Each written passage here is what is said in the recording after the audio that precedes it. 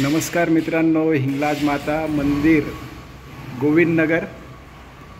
आज नवरात्रीचा पहिला दिवस आणि या ठिकाणी आमच्या ताई साहेब देवीचा साज करतायत।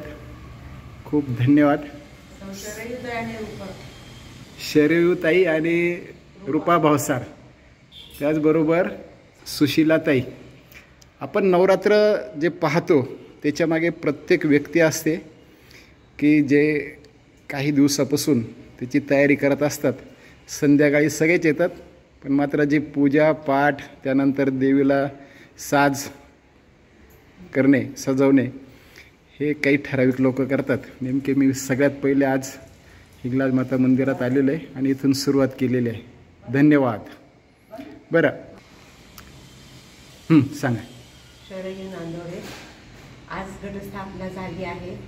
माझ्याकडे घरी तर घटस्थापना नसते, पण मी 9 दिवस अखंड दिवा लावते आणि देवी मातेचं वाचन करते आणि संध्याकाळी पुन्हा देवीची आरती कापूर आरती करून